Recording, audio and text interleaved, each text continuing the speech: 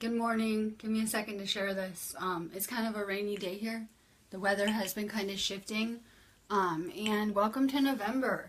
I have some amazing news. I'm going to kind of combine like my mystery school feed with a little bit of like an energy report.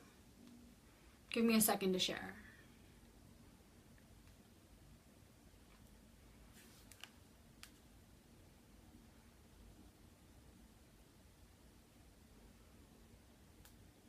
I'll be covering session 15 right now.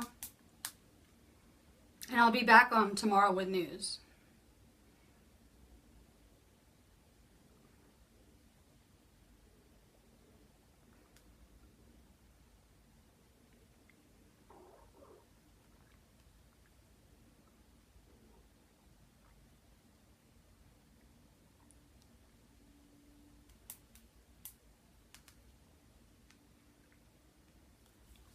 Alright, go ahead and share this feed. Give me a second, I'm pulling it up. But I'm going to be covering session 15. We're gearing up for a full moon right now. So it's kind of in my element. My astrological sign is Taurus.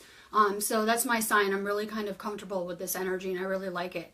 But for anyone who isn't familiar with this kind of energy, you should be using it to get a lot of work done right now, to be manifesting changes into your life, looking at your life. If you see things you don't like, change it. It's also really a sign about love. It is ruled by Venus, which is the planet of love. So we're going to start to see a lot of new relationships and good coming out of kind of the crumbling of what's going on. So we're going to see kind of an intense week. Things are going to kind of pick up intensity, through the end of the weekend.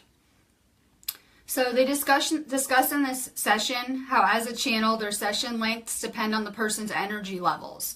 It's easy to deplete yourself as a channel. It burns a lot of energy. I really do that on a daily basis. By the time I'm done with my day, I'm pretty depleted by the time I get back to my twin flame. So I'm pretty familiar with it.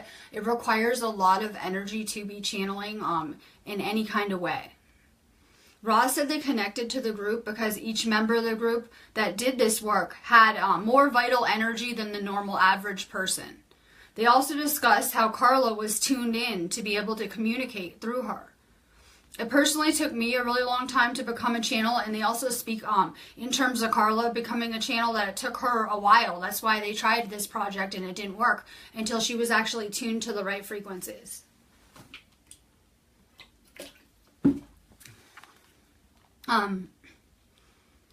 Let's see.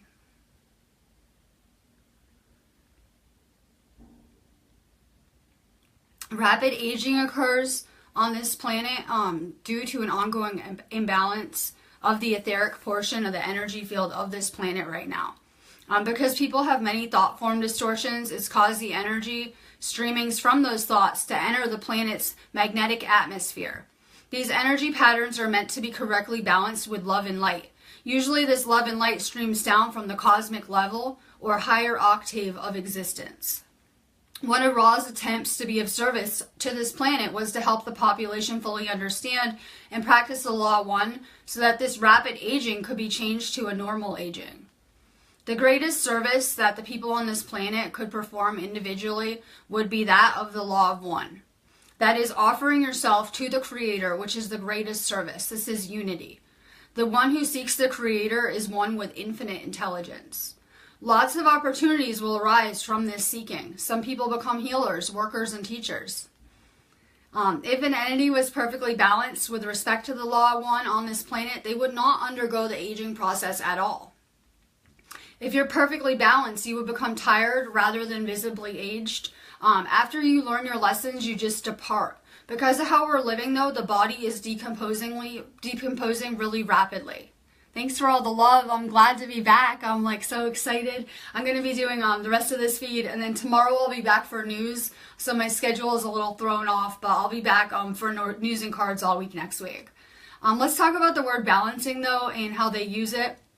To understand this, you must understand the one infinite. Love creates light, which becomes love and light. This streams onto the planet according to Ra, the electromagnetic web of points, otherwise known as ley lines. If someone is balanced, each chakra or energy center is functioning brightly and fully. The blockages on this planet are causing distortions of this intelligent energy.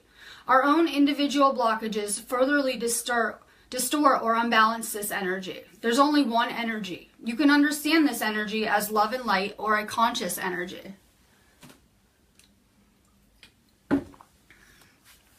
The blockages of the mind, body, spirit complex usually are related to ego, and this can be balanced. Let's talk about the balancing steps that they provided in this session. Well, they say there's only one step, which is understanding energy and the energy centers, or otherwise known as the chakras. Balancing your chakras are important. Here are the steps according to the law 1. There's only one way to balance yourself, and it's to understand the chakras, which are the energy centers that make up your body. First, we must balance the root chakra. This is the red ray complex. We must understand this as an earth type of energy. Next, we have the sacral chakra, or the orange ray. This is the emotional complex. Any blockages manifest into personal eccentricities or distortions with regard to self-conscious understanding or acceptance of yourself. We then have the solar plexus, or the yellow ray.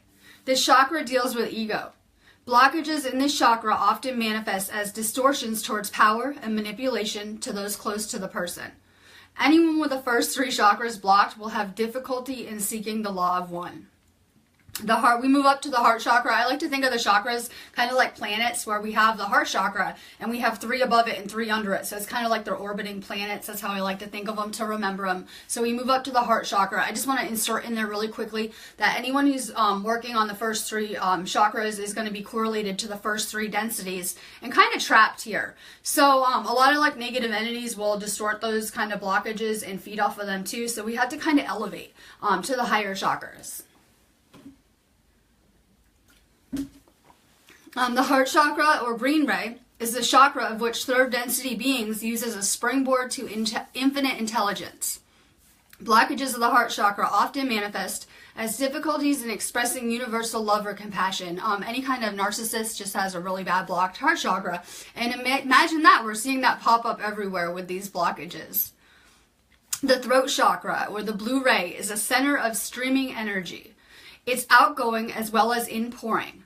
Those who have a blocked throat chakra will have a hard time understanding themselves, or an even harder time expressing themselves.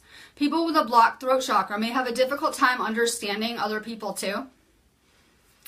And then we're going to move on to the pineal gland, also known as the 3rd eye chakra, or the indigo ray. Anyone who has a blocked 3rd eye will experience less of an energy influx. This can manifest as unworthiness, depression. It's vital to balance this chakra for this type of work.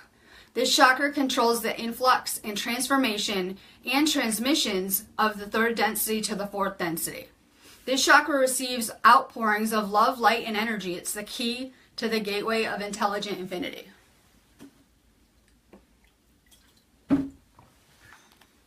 The crown chakra. The crown chakra is the total expression of your mind, body, and spirit. I like to think of it like a barometer or a thermometer. So it can kind of tell you about the rest of your body and your condition.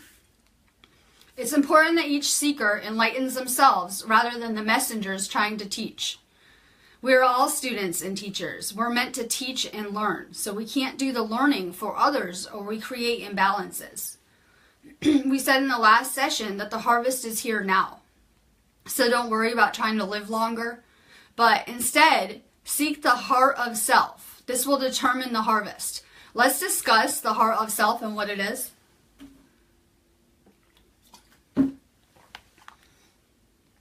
It's important to understand yourself. We've been given information about healing so we can heal these distortions. We already have all this knowledge.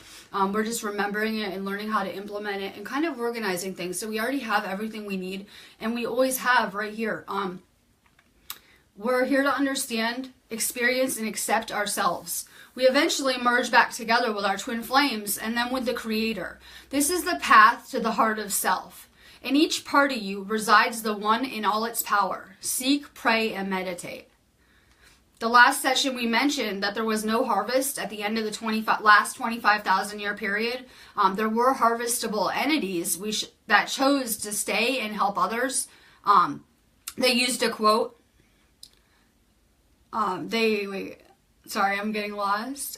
They basically, They chose to stay here. We discussed this last time, how a lot of the planet actually could have been harvested, but a lot of people decided to stay here until the rest of their soul group could finish up as well. So the planet was not actually harvested in the end of the second cycle. And the people who chose to stay, that's what we're going to talk about. These are the shepherds, or the elder race. A lot of us were those guardians too. This group is unlikely to leave until everybody else is harvestable. All those who don't attain harvest during the second major cycle. The elder race was mentioned in the book Road in the Sky by George Hunt Williamson. There were some distortions in this book having to do with the facts. This group is not a social memory complex, but rather a soul group. It's a group of souls that are dedicated to service. And that's what we are, all of us together. We're kind of merging back into one soul group. It's pretty amazing and lovely to watch it every day and to be part of it. So that's what we are, a soul group. That's a group of souls that are dedicated to service. These entities work together even though they're not completely unified. And what they mean by unified is they do not completely see each other's thoughts, feelings, and motives. However, they all share the desire to serve, and this is a fourth dimensional type of desire. It basically melds everyone into brotherhood. The questioner asked if the elder race are wanderers, and they kind of are in a sense, because they chose to incarnate into the third density again, rather than proceeding forward into the fourth density. They are wanderers who never left the earth plane because of their free will, instead of their vibrational level determining that. So there are a lot of entities, people here that are of a higher vibrational state that chose to be here during this time. In the last session, I mentioned that the first distortion was the distortion of free will. There's a sequence, a first, second, and third distortion of the law of one. All the distortions are equal to each other. The first distortion, free will, finds focus. This is the second distortion, known to you as logos, also known as the creative principle of love. This intelligent energy creates a distortion known as light. From those three distortions come many, many hierarchies of distortions, each having its own paradoxes to be synthesized. They're all equally as important. In the last session, Ross said they offered the law of one, which is the balancing of love and light with light and love. These are two concepts, but they're the same thing. Love-light is the enabler of power. It's the energy giver. Light-love is the manifestation which occurs when light has been impressed with love. I'm going to see if there's any comments, because I haven't been live for a while. I feel kind of like I've been on another planet or something. So I'm going to see if there's any questions. If you have any questions on any of this stuff, basically we just covered a lot about the chakras, energy centers, things like that. All the things that are important, basically. I'll see if there's any comments real quick before I get off. I will be doing news tomorrow. If anyone is interested in joining the Mystery School of Atlantis, it is a class here on Facebook, and it costs $20 to join, but you get lifetime access to my teachings. So if you want to join, I'll be dropping a link. Angela says, go within. Boom. Go ahead. Meditate, pray, spend more time with yourselves. You're about to see this matrix get insane. I live for these kind of moments every month. It's not like a big deal. It happens every month, every cycle. It's, there's kind of these earth changes going on. But basically kind of unplug. Everything is not what it seems. This is an illusion. It's a hologram. Spend more time on yourselves. Unplug, meditate, pray. But also be careful what you're putting your focus on. We're learning valuable lessons with that. So be really careful. You know that we only can win this with peace and with love and with light and with healing.